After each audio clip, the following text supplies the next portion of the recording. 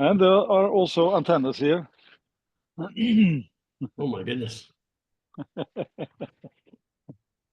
We are visiting a friend, this PA0JRK. Yeah. That's right. So, ja. Dat werkt wel hoor.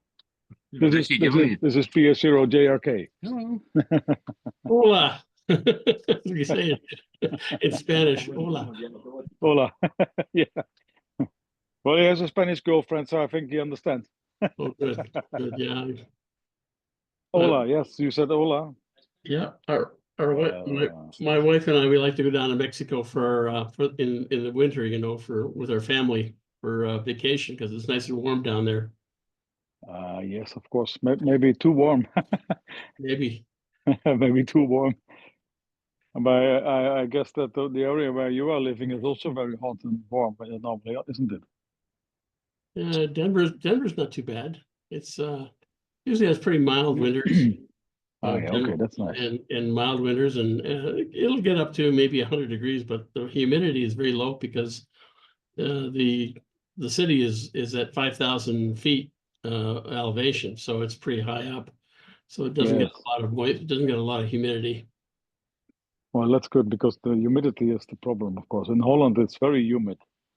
So when it gets warm, it's very not so nice. Yeah, I always heard that some parts of Holland is like below sea level, right?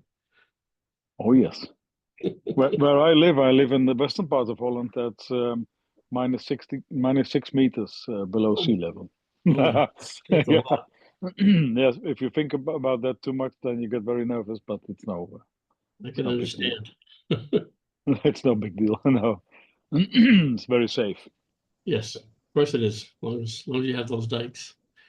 Anyway. We have a lot of dikes and dunes, and the dunes are maybe even more important. Sand dunes in the west. But yeah, the dikes are also important. I'm sure they are. I'm sure they are. Well, thank you very much. So I was in Dwingeloo the day before yesterday. We had a meeting with the board of Astron about maintenance to the telescope. We have some issues, but it's not a big deal. So and then we met with some guys from the board and the advisory board about some future plans. And so what I usually do is I combine it with a visit to France or to my sister. She lives also in the north. And then tomorrow I go back to Leiden.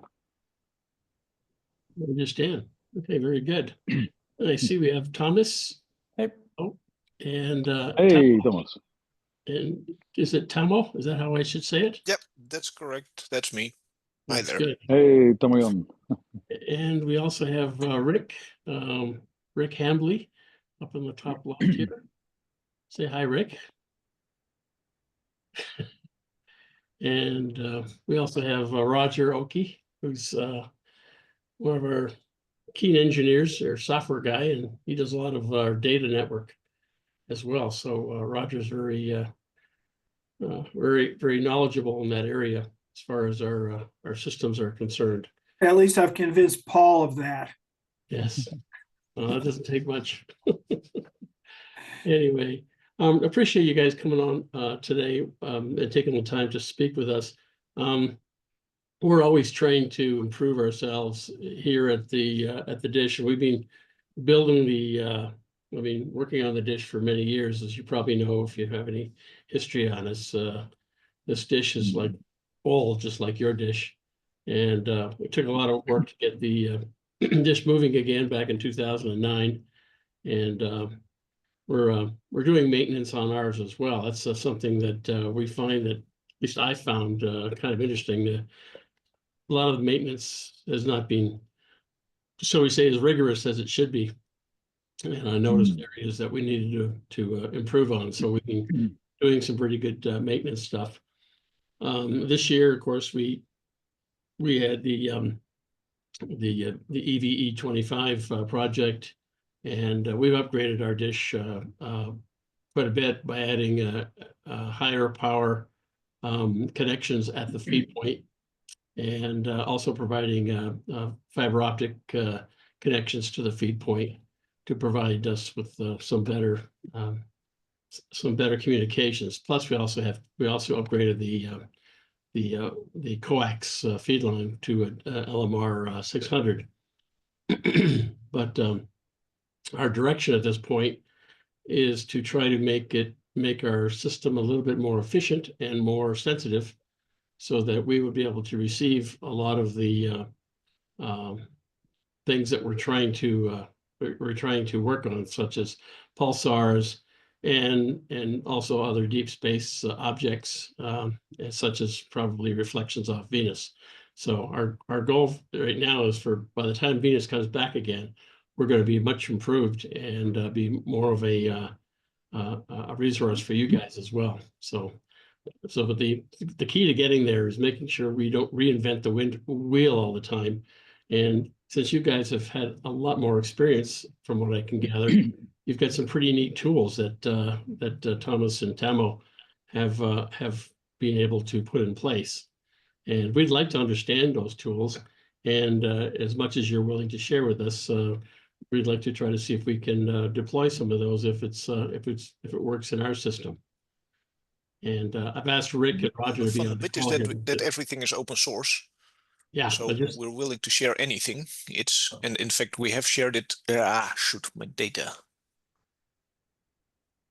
Sorry? Yes, actually, we have a lot of strong points, Paul, and one of them is what Tamaya mentioned. We have everything open source. You can use it, whatever we have invented or produced. It's also available for you. Thank you. We experienced that our weak point was the power amplifier, much as what it was for you. So we intend to try again, of course, next year. But then we will have to invest in our power amplifier. Yeah, well, if you're going to do it on 13 centimeters, you have to look around for some interesting parts. We're trying to do, or we're designing the 13 centimeter amplifier to provide us with 1.5 kilowatts. So that's going to take a little bit of work, but we have a little bit longer time. And as you know, we didn't get our funding to do this until October, which was kind of it's kind of a rush to get everything working, but it is what it is. And we're happy that you were able to hear yourselves come off of Venus, because that was a experiment. And Well, you did it with hearing was a bit over exaggerated, Paul, but we have seen definite evidence of the signal. But what was pity was that our amplifier didn't last more than 3/4 of an hour, and that's just by the moment that we wanted to do some slow Morse code transmissions. Yeah, we had this issue. Yeah, that would have been cool if you could get the slow Morse code working. That would have been awesome. That would be awesome. I think, and please correct me if I'm wrong, Thomas, but we had a good chance to succeed in that, didn't we? If the amplifier would have lost it. I mean, we barely could see a single transmission of 5 minutes, so I'm not sure how much Morse code we would have seen. Maybe one letter or something. Well, I mean, if the process was spread out over maybe 5 or 6 hours, maybe we would have had more chances of doing it. Yeah, or what I did in Bochum, just repeat it over and over again and then overlay them. That would have worked, but then we would have done a lot of Morse code to get a lot of Morse code. Yeah. Well, it's good. Anyway, so could you take us a little bit through, and I don't know, Rick, do you have any questions first before we get started? No. Taking notes. Taking notes. What about you, Roger? Yeah. So I guess what I'm looking specifically for is you mentioned that it's all open source, but I'm looking for your process of how your data flow, basically from the raw files, what files you're collecting from your equipment, and the process of stepping it through to the point of, in this specific case, where you were able to quote unquote barely detect your signal off of Venus. And also, if you have any documentation for that process, I would really appreciate it, because what I would like to do for our group is to basically bring up a virtual machine that has everything installed in it, so it can be replicated very, very easily. In fact, if you have a virtual machine with all of this in it, it'd be great. But I'd also like to know the background of how to set it up. So eventually, I'd like to encapsulate a virtual machine along with what I'd like to do is get an example file from you, a fairly simple file that you might process to find like a pulsar or something like that. So I can mock run it through that process to make sure that I can get the same results that you've got. Yep. I guess that isn't asking for much, is it? It's perfectly fine. We actually really like other users of the tools, because the more people use this, the better it's going to be, and the more use cases we find for it. So totally happy to help you get started on that. Great, thank you. I have a few slides to give a background on what we have built and why we have built it. Maybe we can start with that, and then we can dive into more specific questions. And Damian, also jump in if you want to add something, feel free. So first of all, this is all developed from a need. It's not like we have some master plan that we designed something to. This is all built because we had a need for it at that point. And I think the two most important reasons we started with this is that we had a lack of metadata. So you go to the telescope, you measure pulsars for a day, and then you come back home with a lot of files, and they're all named pulsar 1, pulsar 2, pulsar 3, pulsar 4, and you have no idea anymore what's in these files. So that was one problem to solve. So when you make the measurement, automatically record the metadata. And the other one was, especially during the Artemis mission that we were following, is that if you have like monolithic applications that use your SDR, you can only do one thing. The application basically blocks the SDR. And for example, if you're doing a pulsar measurement of an hour, you have no idea in the meantime if the data is good, if there's any interference. So we also wanted to do multiple things at the same time with the same data live. So that's basically how we got here. Let me share the slides. And what was behind that was as well that our telescope time is expensive. So you are at the telescope and then you want to play that same recording maybe a few times. So you actually record a lot with the sufficient metadata with it. Yeah, so this is basically the different levels we're looking at here. At the bottom, you have the telescope itself, and at the top, you have all kinds of nice live demos and something, and you're doing your observations. What we have developed is basically the layers in between. So I can move. Yeah, here we go. So this is all based on something called Vita49, VRT, a radio transport.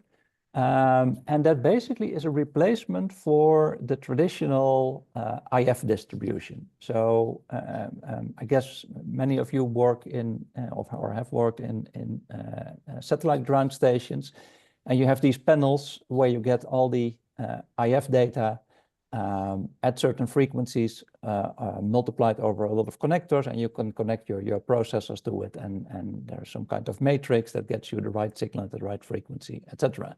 So it's all physical. Basically, what we're doing here is replacing the same thing, but now on a digital IF. So you have the RF,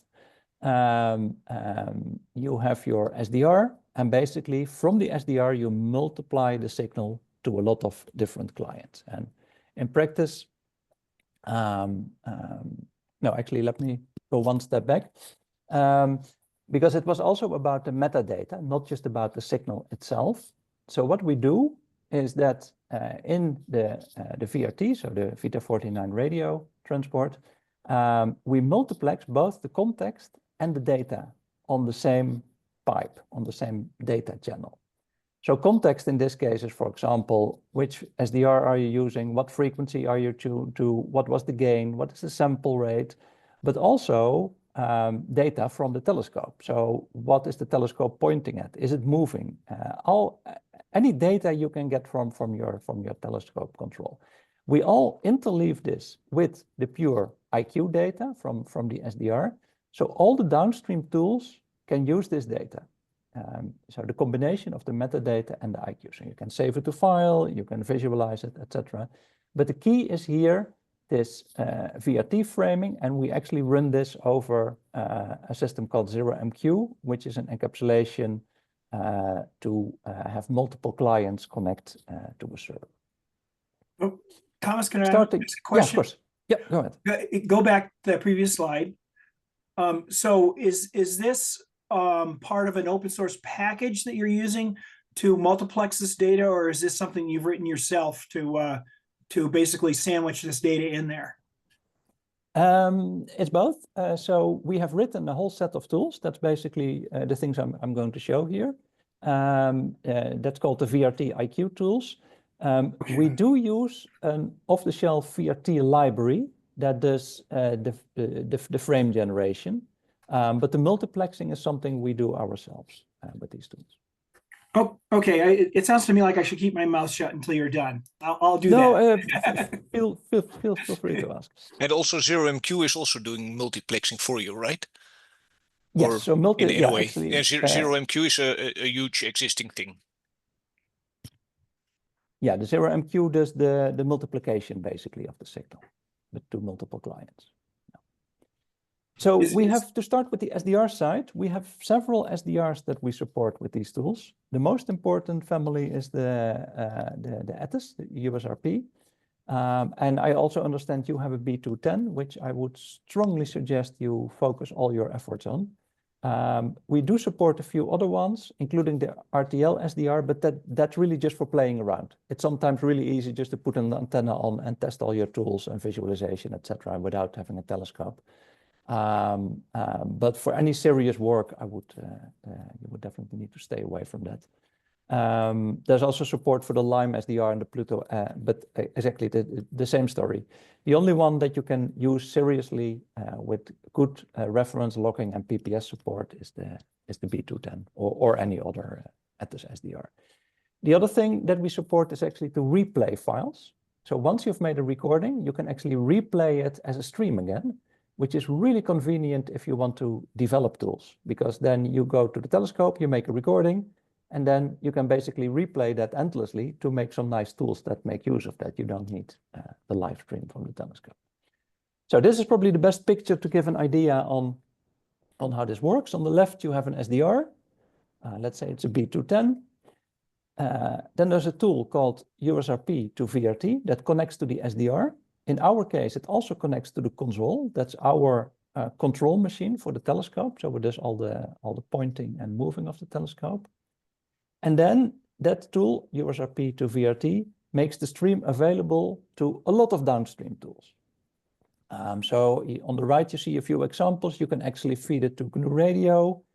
You can make a live spectrum plot. You can track a carrier. You can run pulsar tools, and you can save it to file. And you can do this all at the same time. And the SDR always keeps running. So you don't stop and start the SDR. The SDR is always on and always generating this stream. These clients can at any time connect to it and disconnect as they like. Another big benefit for sensitive measurements is that the SDR does not warm up all the time. So it stays at a constant temperature, which makes a lot of, it helps with reducing the gain variation. So we have a whole set of tools here for different purposes. And again, they all connect to the same SDR feed. So we can generate filter bank files. These can be used for the pulsar tools. I've seen you have done some pulsar work, presumably with Presto. Well, Presto can directly read these filter bank files or work on these filter bank files. So with these tools, you generate a filter bank and you can run your pulsar tools. And the fun bit is that in the meantime you can attach a spectrum viewer, or what are these tools again that you can hear the radio, actually hear the interference while you are recording the filter bank for later analysis. So it makes observing fun. That's what I like about it. That is a really good point. Maybe that was one of the most important reasons to do that you actually have something to look at while you're doing the measurements. So it's less boring to sit in the telescope for a long time. There's also a tool to do live pulsar visualization that only works on, well, a single very strong pulsar, but that's something we use for demonstrations. We can save to SIGMF. I have a slide about that. There's another interface for a pulsar toolchain called DADA. We interface to a tool called SDRF from Kees Bassa that is used to track and find satellites in the spectrum. There's a channelizer. I will show you that in relation to Venus and to Voyager.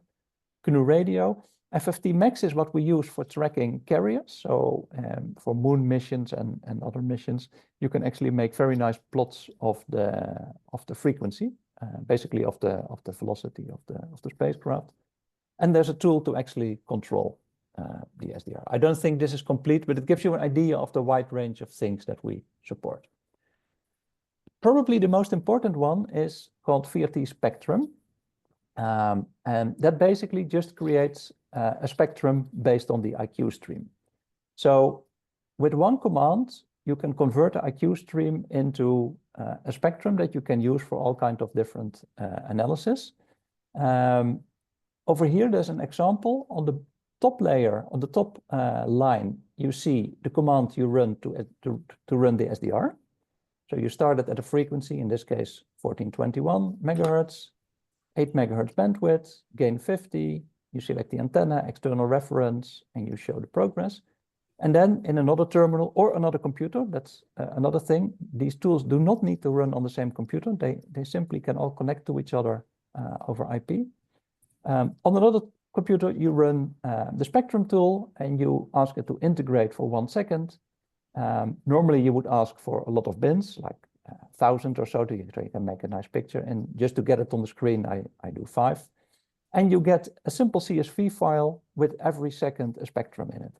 And that looks extremely simple, but you can make very nice pictures of that, like a drift scan of the Milky Way, or a transit of the Milky Way.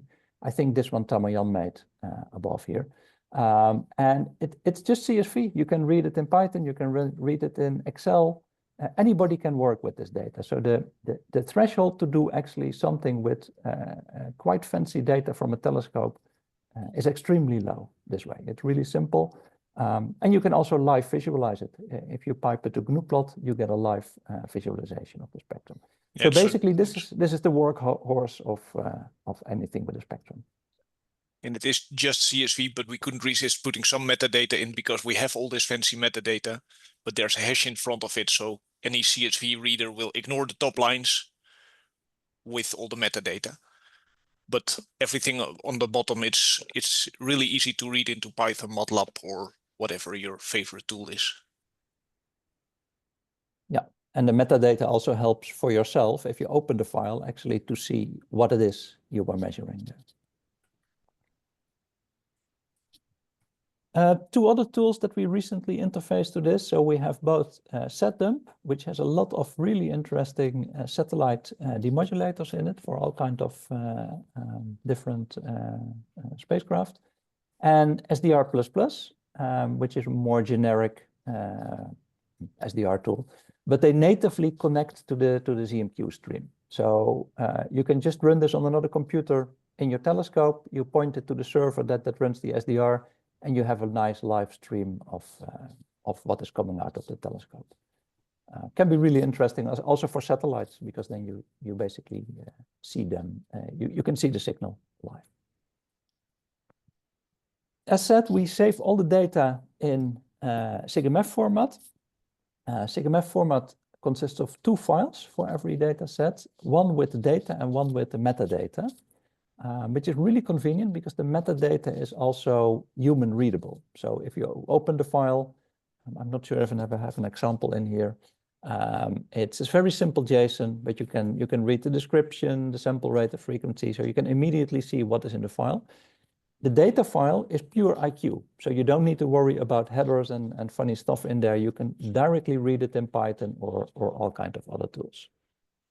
We have 2 tools that support SIGMF. We can convert a stream into a SIGMF file, and we can also do it the other way around. So once you have a SIGMF file, you can regenerate the stream from it. Again, this is really nice to basically test your setup and to develop Tools. This is a tool that Tamayan wrote. It's like a browser on the command line for your SIGMF file. So you can immediately see what's in the description, what is the size of the file, the frequency. So it's really easy to find a frequency. And if you select the file and you press the I, it opens InSpectrum, which is an open source tool that allows you to basically look into IQ files. So you can just very quickly see if there's something in a file. In this case, it's a very boring file with just a single CW. Then we get to the processing part. These SIGMF files are really easy to open in Python. This is an example of a Jupyter notebook, but there's a module called SIGMF. And if you import that, you can simply open a SIGMF file. You get all the metadata, so you can automatically use that in your Python scripts, and you can have the data. So in this really simple example, I can show that it's a one megasample file, 432 megahertz, and with just one command, I can get the mean of the absolute value of the IQ samples. So I can do both data processing and use the metadata in just a few lines. So this is a really simple way to get your data into Python to do any analysis. This is also what we did for the Venus bounce. There's actually an example notebook online where we show you how to process the Venus. Then we come to the live tools. Maybe we even could have done a live demo, but I've not set it up. This is our hydrogen demo, and I bet that's something you can easily do as well with your feed. So this, again, uses a VRT stream. So you start USRP to VRT tool, then you run VRT Spectrum, and this basically uses the output of VRT Spectrum to generate a live view of the hydrogen lines. Because the metadata is also in the stream, it actually knows where the telescope is pointing. So it can also do your calculation from frequency to speed, and it knows where the arms of the Milky Way are roughly supposed to be. So this tool can do a lot, and this, I maybe should have made a movie or done it live, but you can actually, this is moving on your screen. This is not a static thing, it's a live feed. In this specific example, you see a very complex one where we basically also see the absorption on Cassiopeia A, but let's not go into that. Do you want to see the live one? I have one open now. Yeah, let's do that. I need to stop sharing then, I guess. Yeah, that's the Zoom. Yeah. Okay, go ahead. This is sorry. This one, I'm sharing the right screen. You see some lines here. Yep. Okay, so you can. This is a graphical interface where we can say we want to do integration. This is the live signal from the Dwingeloo telescope running in my running at home now.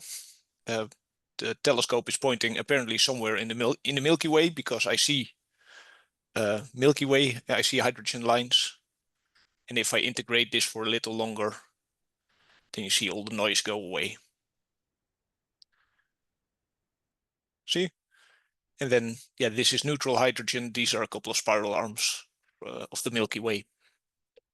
And we are lucky that apparently the parking stowing position of the telescope is currently pointing in the Milky Way. Yeah, and that was, if we're very adventurous, I can try to get this same stream running in my browser. I think I forward this port. Maybe not. The different ports. It's yeah, no, okay. That was too adventurous. Yeah. Sorry, while that was we're at it, can you also show the pulsar demo in that case? Yeah. We'll stop this one. We'll stop this one. So so that one the one you just stopped, was that your own tool? That was our own tool. So what was running there, in fact, was yeah, I can show it. I'll Well, load up a little bit. That Yeah. just leads me to my next question is, Okay, sure. do you have these tools under source control, like on GitHub or something? Well, we have our own GitLab server. Okay. Yeah, and it's I think all of the tools are open repositories. So there's the VRT IQ tools. That's the underlying thing that makes this all possible. But the GUIs are also in some Git repositories. I will run a demo.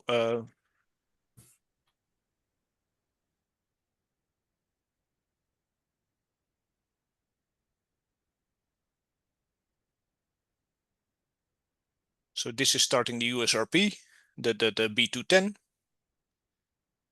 And now we are streaming data from the IQ, from the VRT stream to only one tool in this case, which is this one.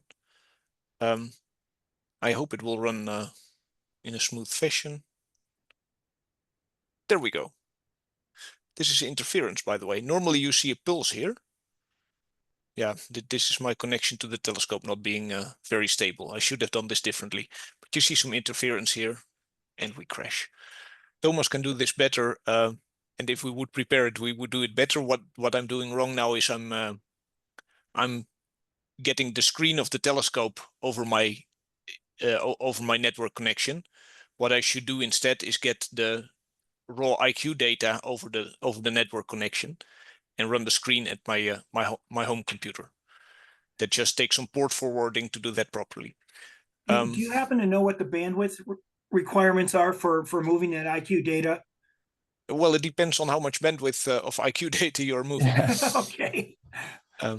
So right now we have a very thin pipe to our telescope. So that's where one of the tools that Thomas will present next will come in, which is tuning into part of your spectrum. Okay. But yeah, the bandwidth is an issue, but it is nice. You can actually do this between computers and even between sites. So just as Tamayan does, I can easily stream live data from Dwingeloo to home. And I sometimes do that when people look at interesting things and I'm not there, then I just hook up to the IQ stream and I watch. So this is the pulsar tool when there is a pulsar in the bundle. So we were lucky that the Milky Way was in the bundle, but the chance that this pulsar is in the bundle is fairly small if you point it randomly. But you very nicely see here the pulses lining up over time, and you even see the pre-pulses. So on the top screen, you see them live scrolling in, and then you get the integration on the bottom. I bet this is something you could make work as well. This would work at L-band, right, Tamayan, if we do this? No. Too weak? Yeah, I don't think you'll... Well, it could if you have a sensitive receiver, maybe. Yeah. So the pulsars we do at 400 megahertz because they're stronger in that. Okay, so then two examples on the more complex topics that we have done. This is what we set up for Voyager. So again, we have to control. Here we have a script that works in two directions. So we use it to read a SPICE kernel for the orbit data or the trajectory data, in this case from Voyager. And we drive the telescope with that. But at the same time, we several times per second insert the metadata in the stream. So the stream now does not only contain the IQ data and the pointing of a telescope, it also contains the current tracking of the Voyager, including its speed and position and everything. And the downstream tools can make use of that. And here's the tool in the middle, what Tamayan was referring to. It's a channelizer. So it allows you to take a sub-band out of your spectrum and make that available again as a new stream. So we start with a 1 megahertz stream. We have the channelizer, and then we have a 10 kilohertz stream that we make the spectrum of.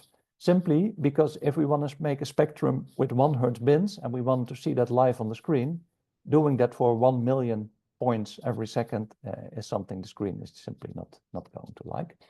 The other thing is, if you put it in tracking mode, based on the tracking data that the tracking tool puts in the stream, it will automatically Doppler correct the stream in a coherent way. So it's not shifting the frequency every second or something like that.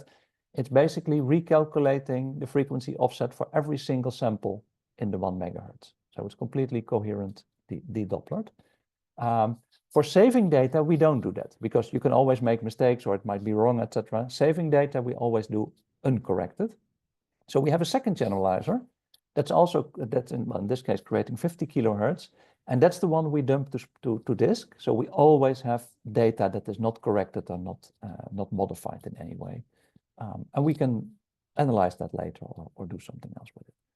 So basically, this is the whole setup that we had for detecting the Voyager. And given what I've seen from your telescope, I bet that's something you can do as well. How long? Well, this one you have seen.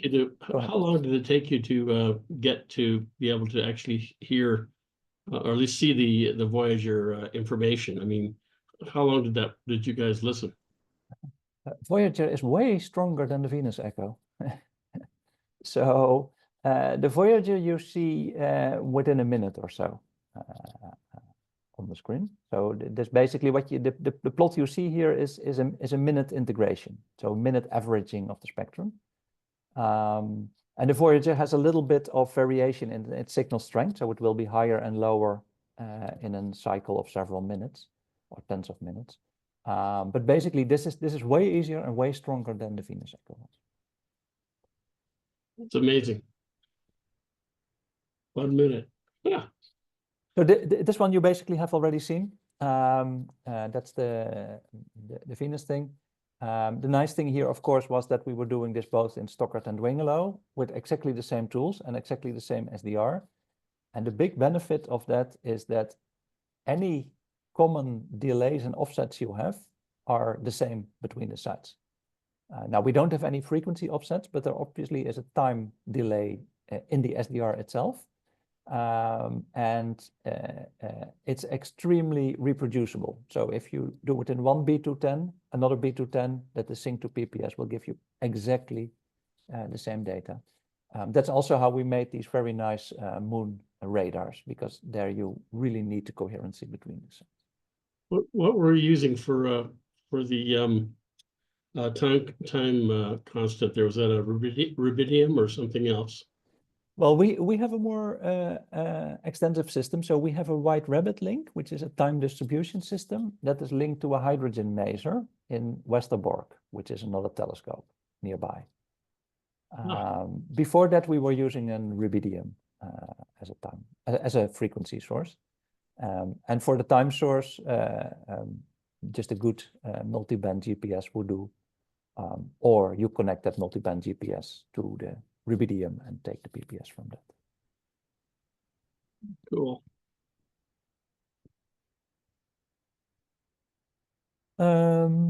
Yeah, this was the setup for Venus, but I'm going to skip that one. That was covered. So you were asking if these things were online. Yes, everything is open and online. I must admit, not everything is extremely well documented, and it's not self-explanatory either. But obviously, that's something we can help with. But it's also a matter of starting simple and doing more and more from that point. We'll put your phone number on our high-speed link. You know, just push the button and we can get a hold of you.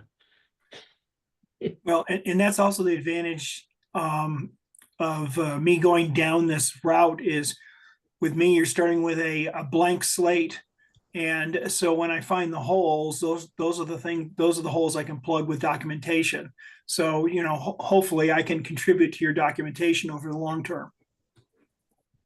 Well, that would be extremely welcome, of course. And in any case, the more people use these tools, the more we discover, and you will definitely find things that you don't like or that should be done better. So I'm always excited about other people using this. Anything I missed, Tamayan, or that you want to add? I have the live spectrum running now. Yeah. Shall let I me share it? stop. So, and there was this one which is still running here.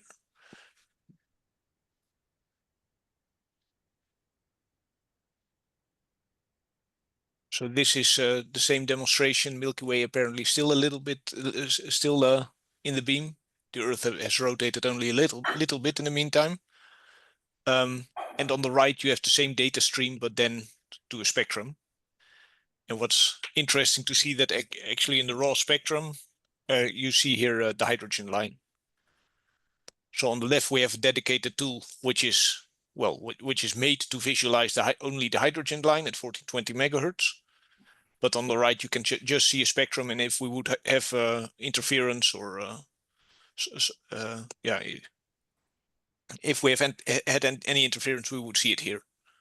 Here you, for example, also see a faint DC peak in the center of the SDR. But this highlights that you can do various things at the same time. Yeah. And if I would see something different, something interesting now, I could press record and it would record this raw data for 10 seconds or a minute or whatever I specify. And I could replay it later, just that one segment. So if that was in the beginning, we sometimes saw a nice visualization of something and then we wanted to record something. Then you had to stop the visualization and start a recording. And that's annoying, of course, because you want to see both the visualization and do a recording. Okay. So I apologize because my mind immediately goes to enhancements here, being a software guy.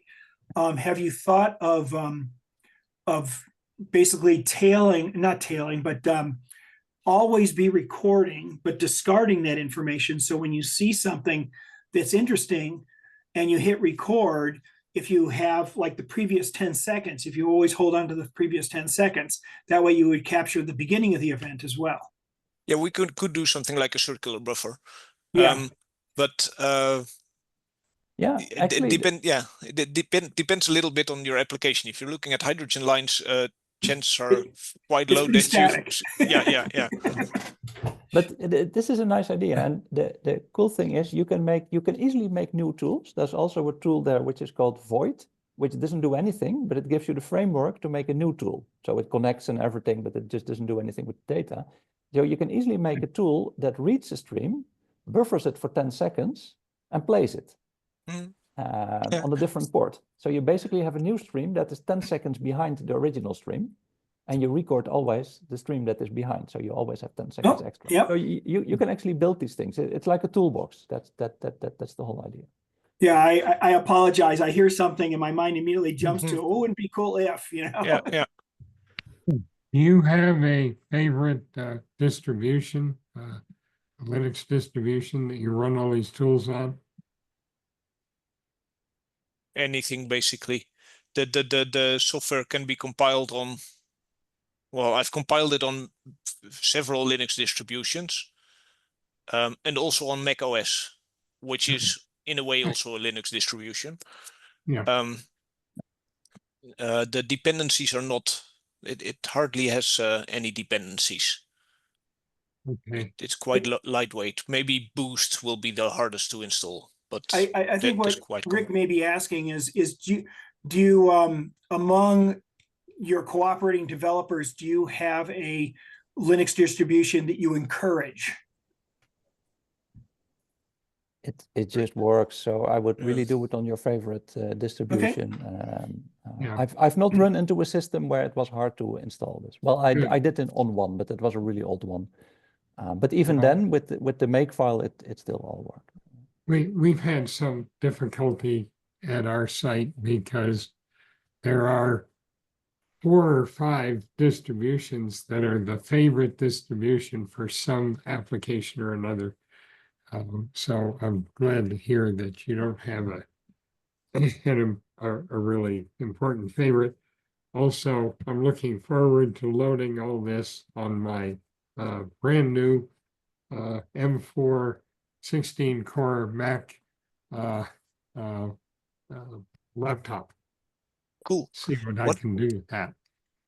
What is also cool, if you have different tools on different machines, it could be that one distribution is simply more suitable for one program. But these data streams, these IQ streams, you can stream from one computer to the other if you have a good network cable in between. So you can run different machines on the same data. Even if the SDR is connected with a USB to one of the machines, you can have 5 machines each hooked up to the same SDR basically. Yes, and that's all good. I've been following Thomas's exercise with Michelle, and Michelle's already contributing by finding things that don't work. I thought that was interesting. At least you got a few days off, Thomas, as she's driving across country right now. So she hasn't done any work this week. But yeah, I'm anxious to take your full suite of tools and integrate them. And what I want to do initially is Dan has a totally different set of tools that he uses for pulsar work. And what I want to start with is we'll have a 1400 megahertz feed up there in a month or so, a few weeks. And when Dan goes there, I would like to be ready with as much of your tool set working as possible. I'm not sure if I can do it that quickly because I'll be at Haystack Observatory in early May for a week, but we'll see. In any case, I want to get these tools working in parallel with his tools. So at the end of the coax coming down from the feed, we'll put a 3 dB splitter and I'll feed it into the B210 and all the other tools that you're describing if we can get it working. And Dan will continue doing things the way he was doing.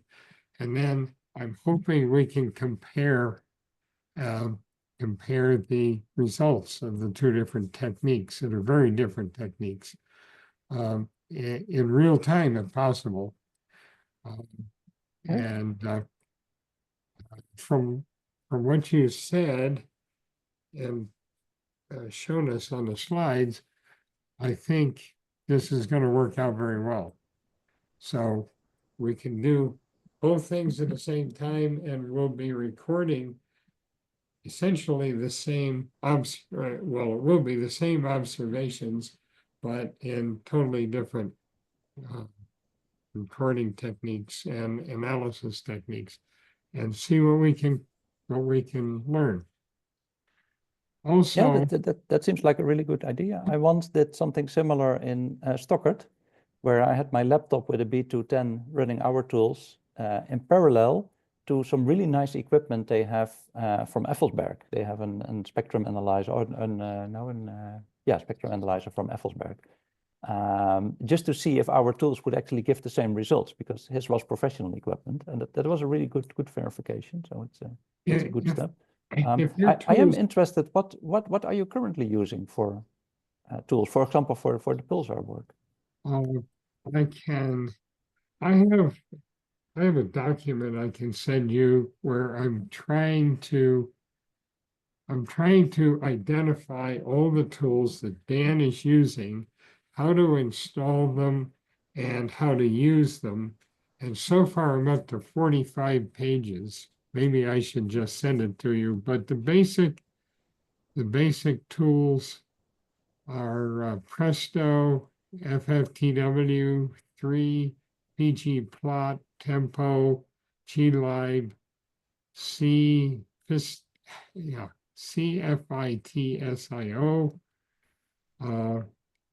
But Presto seems to be the main thing he's doing here. And what else do I have? Do you know what SDR he uses and what he uses to record from the SDR? He uses different SDRs for different projects, which is part of the problem, but he does use a B210 for pulsar work. He uses he uses GNU radio to program the B210. Okay, that's clear. And then he does for magnetars, which are narrower band, he doesn't use the B210, and he doesn't use the IQ format files from the B210. He feeds it into a different software. And I'm still trying to get all of that data. But it'll be an interesting comparison. Yeah, and keep in mind, this only replaces part of it, because if we with these tools create a filter bank, that filter bank goes into Presto. So that part basically stays the same. It's just how you collect the data. Sure. So yeah, so you still have CFITS.io, you still have Tempo, Yeah, Presto, pgplot. So you can Right. you can keep 40 of your 45 pages probably. Yes, that's what I'm hoping for. And also I'd like to show you a picture. If I can share this thing, let's see, here it is. Alex, when he was proposing EVE, the next generation EVE, was showing a block diagram containing this. Did I share the right screen? Oh, I guess I did. This SDR, which is only $300 from China, of course. So maybe today it's $600. But I looked at the architecture of this, and for $300, it compares favorably with some $2,000 and $3,000 SDRs. It has, whoops, let's see, it has the good front end, the AD9361, and it has the Zinc 7020, which I like. And so I ordered one just to see if we could integrate this into that process. It looks very interesting. It directly has gigabit Ethernet and USB, but not much documentation. They just, let's see, down here, they just say it supports all the standard software packages and open source packages, and they give you some technical data here, but the technical data, like A to D speeds and all that, seems to be not so different from a B210 or a fraction of the price. So, Well, I have a strong opinion on this. I think you only get a fraction from what the B210 can do as well. Perhaps. We have a B210, so that's what I'll be using to start with. But this looked like another interesting device. So let's see. We'll see.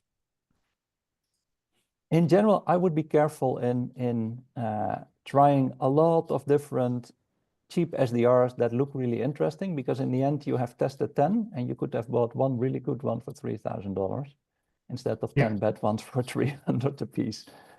It really, I mean, and the B210 is an example of a good one. There are obviously more than one.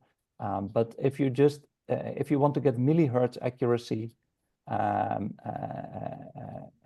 microsecond accuracy, etc., then these things work. And to specifically that one that you were showing, the Zinc limits the bandwidth you can use. It was only quoted at 10 megahertz, for example. That is really small for pulsar work, for example. Yeah. So I would be really careful in chasing every cheap SDR. Also from a software perspective, better support one really good, then a lot of SDRs a little bit. Yeah, well, the good news is we have two B210s That is good news. that we own, and I might buy another one for myself, but we'll see. Also, I assume you're gonna send us your slides. Of course. I've arranged, when I go up to Haystack for a week, I'm there to teach a course in precision time and frequency for VLBI and VGOS. And I've arranged to spend the day before the workshop at the Westford telescope, which is dedicated to receiving pulsars. That's what they do for a living.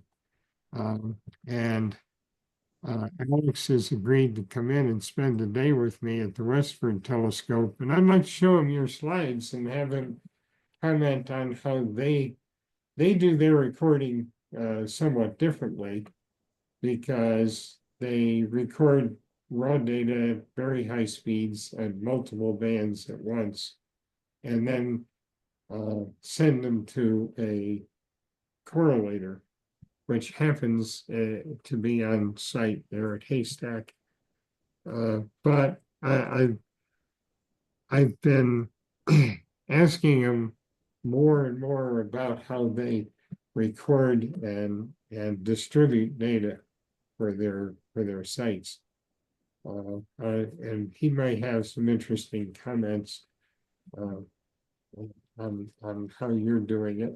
I like your process because you can do a lot of things. And Roger, we don't have to worry too much about our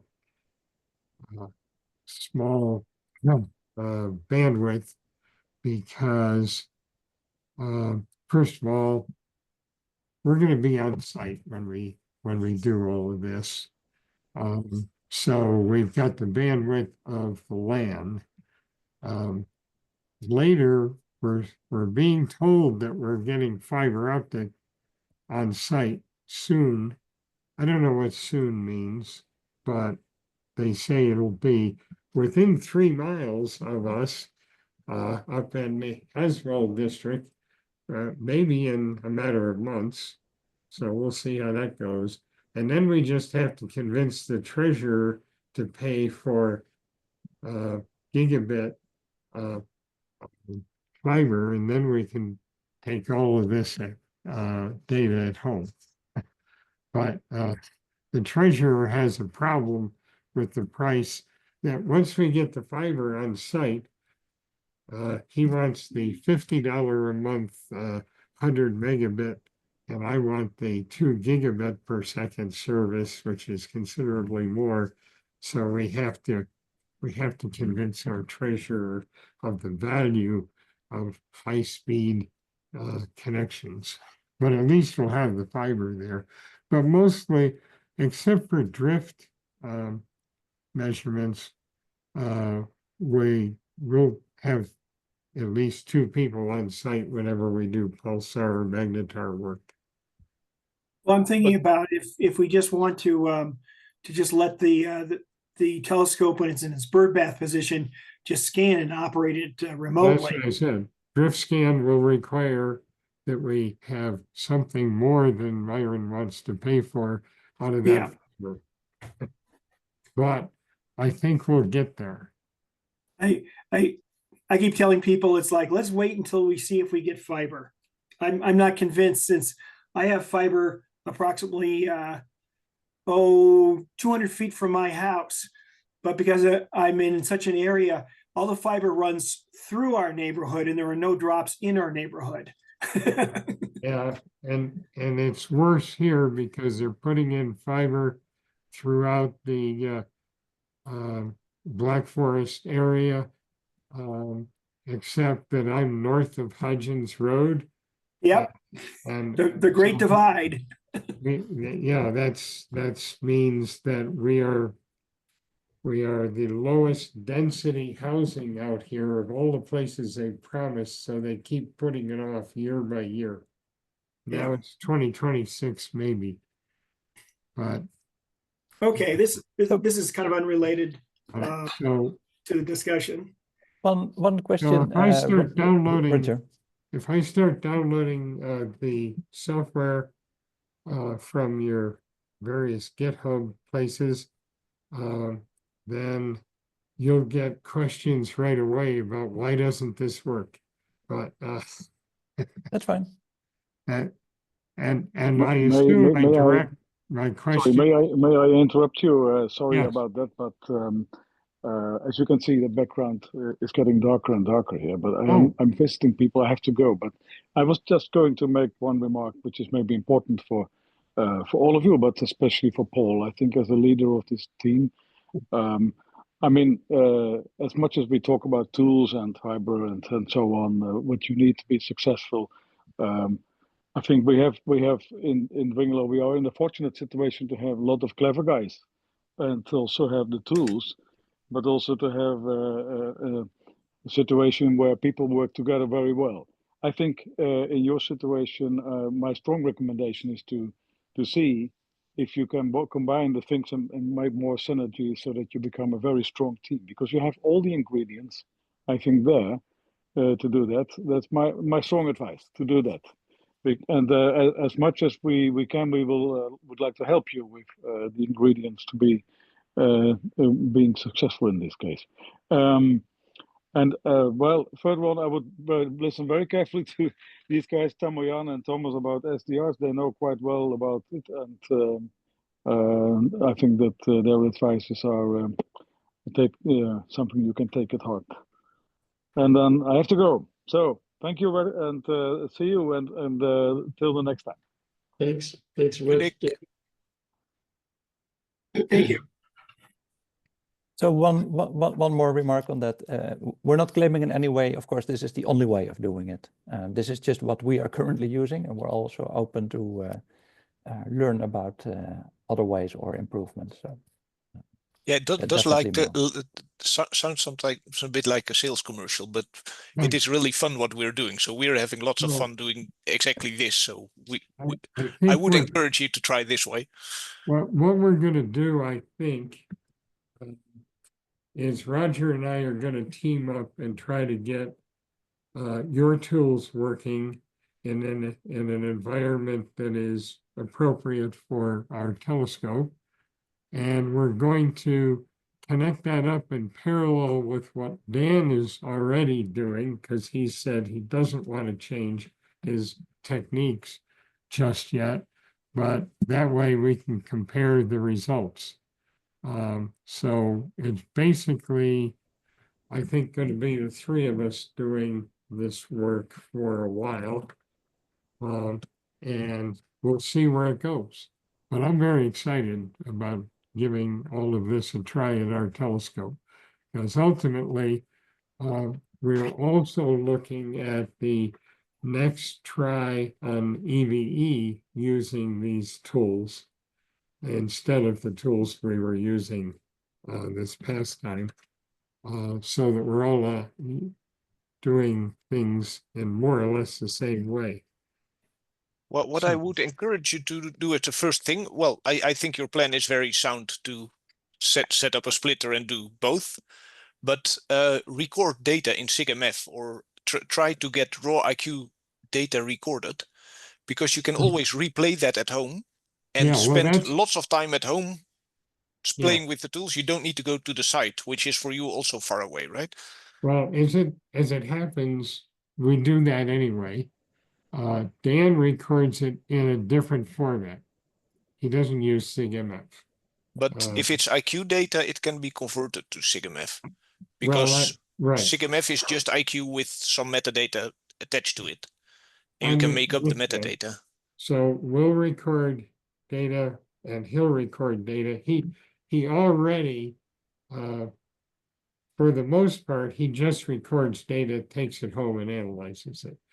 And we will do the same, but he does, he follows a procedure which your tools also make useful, where before he starts recording data on a pulsar that he's evaluating, he goes to a very strong pulsar that we know we can always see, and we can always evaluate that very quickly, and then uses spectrum analyzer tools to look for RF interference and other things, because that can change from day to day. We have discovered, for instance, that while we are very, very far away from any human interactions, we're pointing the antenna up. Well, that sky above us has become cluttered with RFI, including military overflights, satellites, all kinds of junk. But your tools will do the same job that his tools do, and it'll be a lot of fun to compare them. Then we take the recorded data home, of course, because some of the pulsars Dan has detected were not visible while he was detecting them. And he had to analyze them with more than one set of tools before he actually got the results that he published. So it'll be interesting to see how this all compares. In any case, I assume that if I have questions about the software, that Thomas, are you the one I should direct the questions to? I think to both of us that would be good. Both of you. Jan and Thomas. Sure. And Ian.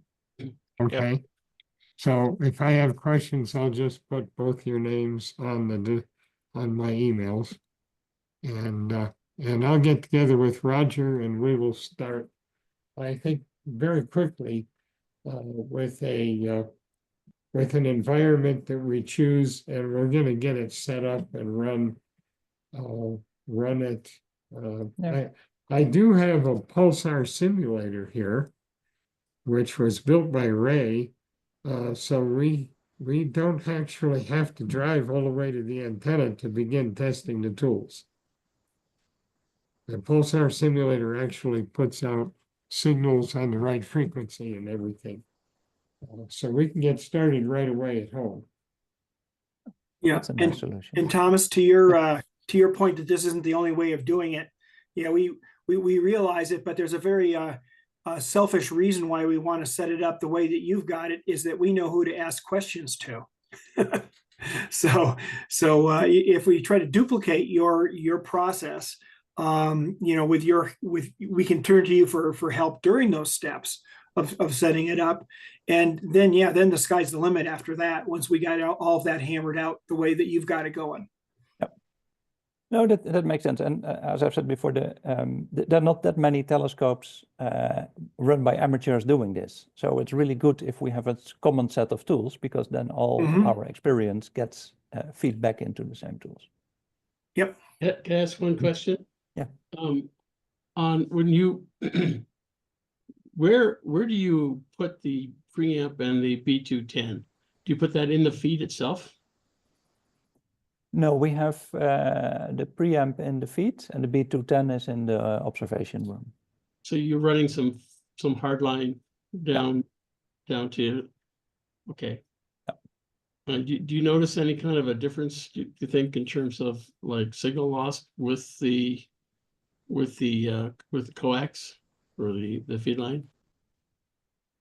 Yeah, that's a good question. We don't have a way to compare that. I think it makes sense to have the SDR in the front end. It might save some interference on the cables as well. I think the way we've recently just converted everything. We have both hard lines, and we have fiber links all the way up, and we can take the output of the SDR and put it onto a fiber string, which would go all the way down. And everything would be like close together, the preamp as well as the SDR. But it's always a trade-off. So to overcome the cable, we have a lot of gain in the front end. So from a signal perspective, that works fine, but you might oversell steer them, or it's also hard to access. So if you want to put a filter in, you cannot access it, etc. So it's also always a trade-off on what you put where. On the other hand, we are not aware of that the cable is causing problems. Sure, that's good. There's nothing that points to it. And Paul, what Rick's going to do with Dan with the A/B comparison of having the split down in the control room, his baseline that he develops, Rick's baseline that he develops, we can then try putting the B210 up in the hub and see if there's any gain there. But certainly it is much simpler for this initial setup period to bring the signal down to the control room and just have the hub passive, except for the preamp that's up there. The losses in the coax are minimized by the gain of the preamp by that ratio. So if you've got a 30 dB gain in your preamp, then the influence of the coax loss is 1/30 dB times its loss. So it's negligible. What we care about is we had bad coax in there, and we don't have that anymore. So I'm not the slightest bit worried about the losses. They're very minimal at the frequencies we're talking about. True. I can't imagine why that coax went bad after 60 years. I don't think it was the same coax. Yeah. I think that coax was like 10 years. It looks like it was hit with lightning. So I don't know. Well, there are a bunch of lightning hits on the hub, which now that you have a harness, I can show them to you. Yeah, there's lots of. We grounded our system too. We just put 4 or 6 ground rods around the base of the dish, and we tied them all together with very heavy copper. And we used exothermic reactions to weld them to those things, so that we have the best grounding system in the world. Then now the lightning has a really good path to hit the hub with. Exactly. So I just got an email from South America at the new VGOS site, and they got hit by lightning, and it took out two of my products that they're trying to repair on site, plus a whole bunch of computers and other things. So they're learning all about lightning down at the new VGOS site. So even the professionals get nailed by that. Yeah. So Roger, one last question. You asked about an image earlier. Would you consider actually running this in Docker, or just as a complete operating system image? Did you have something in mind? I'd probably initially use virtual machine rather than Docker, simply because I'm more familiar with setting up virtual machines than Docker, and Docker is dependent on the hosting computer's OS. By my understanding, again, I'm not a Docker person, so I don't believe you can use I don't believe you can use a Linux system on Docker that's sitting on a Windows system. Can you? I think you can run Dockers on Windows, I think. Well, you can run it, but can it host a non-Windows operating system? Yes, I do that on my Mac. I think what it does, the Docker program internally has a minimal Linux system. So you're emulating a Linux system, which is the host system for multiple other Dockers. Okay. I think that's what Docker on Mac does. So probably what I'll do is I'll initially implement this as a virtual machine, just because I can probably move faster with that, and in parallel bring myself up to speed on Docker. Yeah, what we could offer for Docker, I use Docker a lot at work, is that we could just give you a Docker to run. A Docker is quite easy to share. Whereas a virtual machine, I would need to have your virtual machine program and make an image. Well, that's not something I can do. Okay. But I could provide you a Docker file which has all the tools installed. Not all the tools, some of the tools installed. I would like that as a starting point. I see no problem with that. You say you're using it on your Mac, so I can set up my Mac with Docker, and we can at least get a see how Yeah. that works. That makes sense, I'm Thomas, doesn't it? using VMware for all my virtual machines because it's professional. I pay for it, so I get what I pay for. It's not free. It's real, but it works beautifully on all the operating systems, regardless of which is the host and which is the being run as the virtual machine. So that's how I do my VMs. I think Roger may use a different tool. We'll figure all this out, but yeah, I send a Docker file. What the heck? Yeah, Yeah. I'll take a Or Docker file. if you need a shared Dropbox for any of this, I can No, set that. a Docker file I can just email. Oh, good. Yeah, Well, yeah. go ahead and do that and we'll give that a try. That'd get us started quicker, wouldn't it? Yeah, Mhm. except you would need to go through the Docker hoops first. So if you're more comfortable in any other way, by all means, try to, yeah, I'm not sure what I would advise for the Mac. Thomas has an opinion maybe.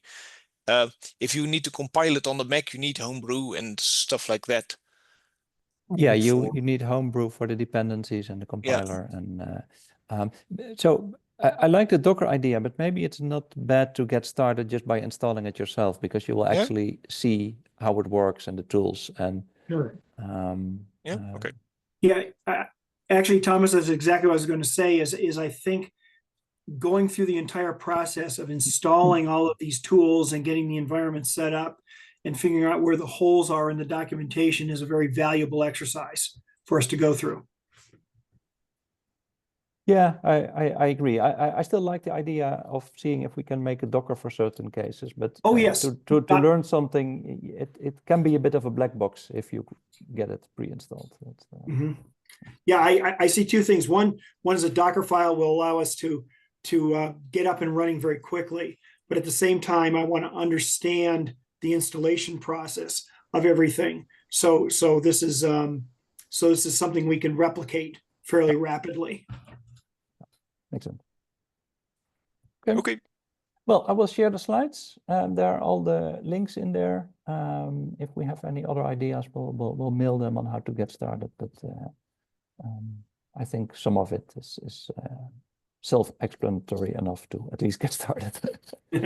That's awesome. Thanks very much, guys, for spending all this time with us. I know you guys are busy and everything else, and I just don't know how to thank you enough for doing all this for our group here. And hopefully, Yes, thank you. hopefully we'll make you proud when we get it all working. No, it's really nice to have other people interested in this. We're always interested. Thank you And so in much. the end, we'll have observing time on your dish, right? That's Absolutely. Yeah. That's a nice thing with we control the dish. And we'll have a fiber link straight to the dish, so you can, we'll do interferometry and yay, yeah, VLBI. Interferometry would be an interesting case, I think. Yeah, and radar experiments like we do, like we did with Venus, but we can easily do that on the moon with Docker. Yeah. That works great, and that's something we can do between our sites as well, easily. Yeah, right. Well, easily. Yes. We Good. can. All right, well, I'll let you guys get Okay. get going. It's late your time, Okay. so thank Good. you again for everything. And Have a if good day. we have questions, we know how to reach you. And Absolutely. if we need to, we can do another Zoom call whenever we need it. Okay. So, thanks again, guys. Sounds good. Appreciate Hey, everything. have a good day. Bye. Thank you Bye-bye. very much. Bye-bye.